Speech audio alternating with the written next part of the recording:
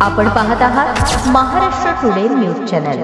भारतनगर कुमठानाका परिसरातून एक जबरदस्त धक्कादायक घटना उघडकीस आली आहे। कुष्ठरोग दवाखाना बंद असल्याचा फायदा घेत रात्री 7 ते 8 दारू प्यायलेली मुले रस्त्यावरील लाईटच्या पोलवर दगड मारून लाईट फोडत आहेत। होय, लाईट फोडण्याची गुंडगिरी सीसीटीव्ही कॅमेऱ्यामध्ये अगदी स्पष्टपणे कैद झाली आहे। या मुलांना भीती नाही, थांबणं नाही, अंधारात रोज गुंडागिरीचा नंगानाद सुरू आहे। कुष्ठरोग दवाखान्याच्या मागचा संपूर्ण रोड कायम अंधारात असतो आणि या अंधाराचाच फायदा घेऊन आसपासच्या भागात गांजाची अवैध विक्री चालते, असा आरोप येथील नागरिकांनी केलाय। परिसरात राहणाऱ्या लोकांचे जीवन त्रस्त झाले आहे। महिलांना रात्री बाहेर पडण्याची भीती वाटते। दारू पिलेल्या मुलांचा सततचा गोंधळ, तुटलेले लाईट, अंधार आणि गुंडांची दादागिरी, स्थानिकांचा संताप आता फुटू लागलाय। त्यांचा थेट आणि तातडीचा सवाल, सीसीटीव्ही मध्ये पुरावे असताना पोलीस कारवाई कधी होणार? अंधाराचा फायदा घेणाऱ्या या टोळीवर कडक ऍक्शन होणार की नाही? हा परिसर गुन्हेगारीचा अड्डा होत चाललाय। पोलिसांनी लगेचच कारवाई केली नाही तर परिस्थिती हाताबाहेर जाईल।